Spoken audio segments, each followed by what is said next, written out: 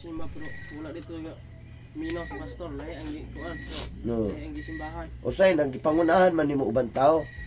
Nga ikaw wala gali ka nagtagad sa pagsimba. Nga may kay ka mo hukom sa uban. Murang uban simba-simba murang yapon.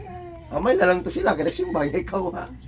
Di ba? Mana po. Pero say mo man ka nga kada sila simba-simba murang magyapon may pataway simba kay usay man gud imong paminaw bliss man ko.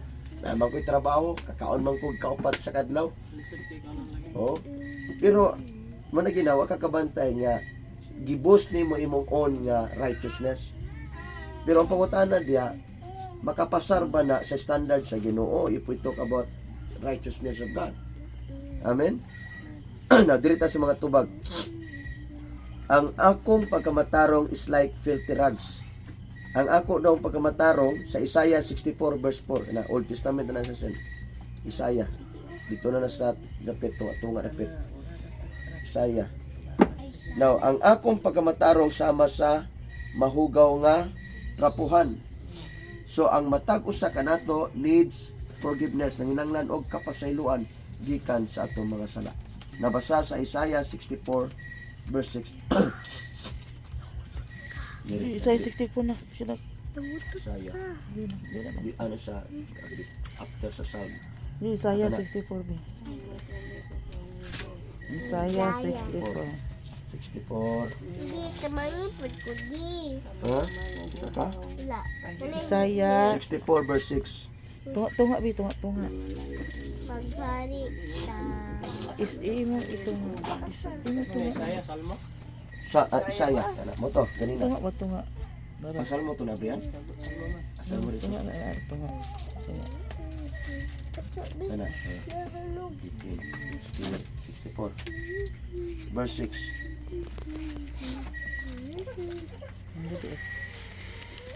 Ikaw, basa. Dire 64. 64. Sunod sa panugtuhan. 67. Na 64. Wala. Ano? Sa verse 6. Sama kami sa taong hugaw. Mm. Ug ang among matarong nga buhat sama lamang sa Trapuhan. hugaw Ang hugaw nga. hugawang Pahiran. hugang pahiran. Mm. Amen. Nangalaya kami daw Moto verse 6 ito. verse na Sige. Pero to. Pila? Sino? nangalaya kami daw dahon o ang among pagkadautan daw hangin nga mipadpad kanamo. Amen. Amen. So ang highlights diha nga ang pagkamatarong sama sa mahugaw nga basahan. Tagalog basahan. So try to imagine ang sa Bisaya pahiran. Pahiran. Kabantay ka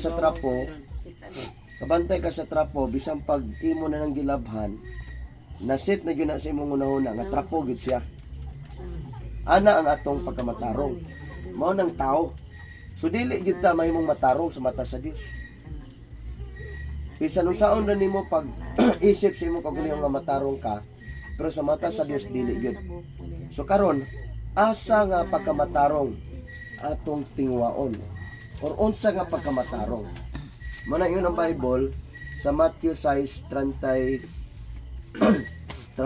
ba na, di ba? Unaha pagpangita ang gingharian sa Dios ug ang iyang pagkamatarong kay ang tanang butang idugang. Amen. So ang pagkamatarong sa Dios panganduyon nato. Dili din ang unahuna ra nato ang matarong naman jud ko. So ang pagkamatarong sa Dios atong panganduyon. Kay ang atong kaugaliho pagkamatarong sumala sa gibasa ni Vincent trapuhan ra. Pahiran. Oh. Bisan nun saon nato gunahuna kay trapo man siya, hugaw gid siya. Gilaban magaling na nimo pero ibalik tiya po nimo na dito sa salog. Kay mo man na iyang design. Di ba? Trapo gid siya. So karon ikaduha. Salvation is not because of our good deeds, but by God's grace through faith, trusting and surrendering our lives. So matod pa ang kaluwasan dili tungod kay buutan maayo ang akong buhat apan tungod kini sa grasya sa Dios diha sa pagtuo. So ambot pasabot tungod kay misalig ka og nagsurrender ka sa imong kinabuhi.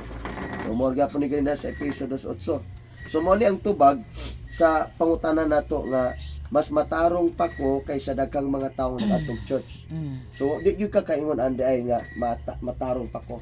Bintaha pa to sila kay may atong simbahan. Gani. Amen. Mo galing mi atong simbahan kay nangandoy og kausaban. Mo galing mi atong simbahan kay posible nga para nila nanginanglan sila og spiritual enhancement. Unsa may purpose sa simbahan? Mura man sa ospital. Kinsa may moadto sa ospital? Katong masakiton. O pasyente. Ang simbahan mura na sa nga prinsipyo. Ngano matumtag simbahan? Spiritually masikiton ang puta. Amen. Kung nanginanglan ka kaluwasan, nanginanglan ka Ginoo adto kag simbahan. Mo na nga gikinanglan na isa sign of humility ang pag-adto nimo simbahan. So kung main ka nga to magsimba, kana sila mas buutan pa ko na nila. So imong gipakita imong kagalingon nga nagpa-pretend ra ka nga mas buutan kanila, but in the eyes of the Lord is not. Amen. So last, there is a letter C. Not all who go to church will be saved, but all who are truly saved will go to church because this is God's command. Ang batot pa, dili tanan nga nangatok simbahan nga luwas pod. Apan ang tanan nga matirod-anon nga niluwas nag-adtog simbahan. Amen. Naay kalainan. Naamay nag-adtog simbahan nga wa ra pod. Pero mas maayo ang tinuod nga nag-adtog simbahan, katuyo nakasabot sila luwas sila. Kay bunga na sa pagtuog yapon. Na may uban nga adtog simbahan kay nagsabot na sila. Sa una na sa ato sa andito karaan na to sa una. Mga, dito kita tag simbahan. Usay, puro sa garapon. Tinod biya na. Overnight sa una yan. Then, gawas pod, naapay sa una nga, simbal sa atas buntag, humana, tuwang pos bulangan. Diba? Mo, ang realidad ba? Pero ang tinuod nga luwas di ay, ganang matog simbahan, kay nagtinguha na sila o pagpasidungog sa Ginoo. Amen? So, muna dakong kalainan. So, ang pag-adto na to simbahan, tungod na kay, kabalo na kasi mga assurance. Na kay kasiguraduhan dyan sa Ginoo. Sa Hebrew 10 verse 25, ganong importante man po yung pagsimba. Gani, itagaan po taani nga sugo nga matong simbahan. Ayaw, undangan paragtigom. Sa libro, sa Hebrew, New Testament na sa set. Ito mo Hebrew. Hebrew. Dito na siya sa before sa Santiago. New Testament.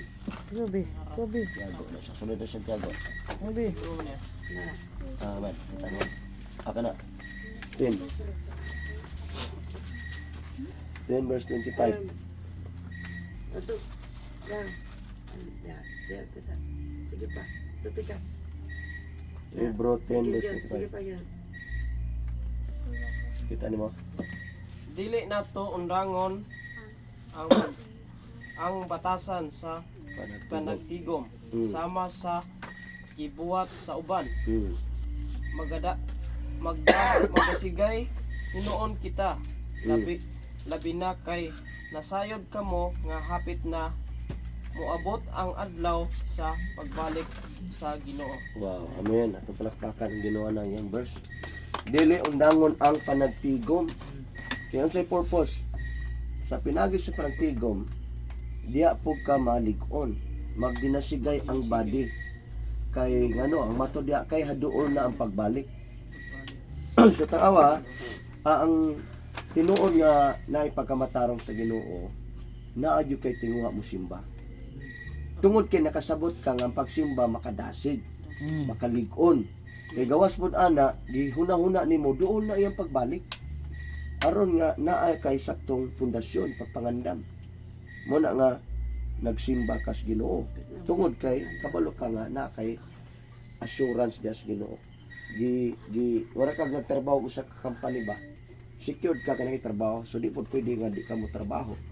So trabaho ka kay na naman ka sa maong company. ipakita nimo ang imong performance, ang maayo nimong nga abilidad as pagtrabaho aron nga tabangan nimo ang company nga mulambo. Mm. So sa samang paagi lawas ta ni Kristo, lig-uno na tong lawas ni Kristo nga kita matag usa na tinabanga, nagligunay, nagdensigay, mabitaw usay na tay sharing sa testimony, man na lang makadasig na natong tanan. Mm. So diri na ta sa last nga pangutana. If our righteousness and obedience to the law will not save us, then why should we do righteous work? Na kung ang atong pagkamatarong o pagsunod sa balaod dili makaluwas nato, din nga man nga mubuhat tag pagkamatarong. Tubag. Ang tinuod nga pagtuo di kang Kristo bot pasabot nga kompleto nga surrender sa atong kinabuhi diya niya aron nga kita mahimong kabahin diya niya. Og dugang ni ana tungod kay kita niya akang Kristo. Og kita mihimo dili lang niini mabutanga sa paglipay niya, bot pasabot nga ang mayong buhat resulta na sa tinuod nga pagtuo kang Kristo. Pagtuo kung walay buhat, patay. James 2 verse 26. Santiago 2:26. Isa na.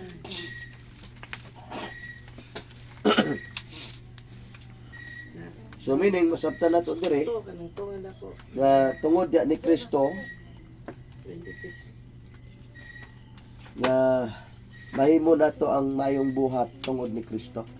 26 lang, palitan.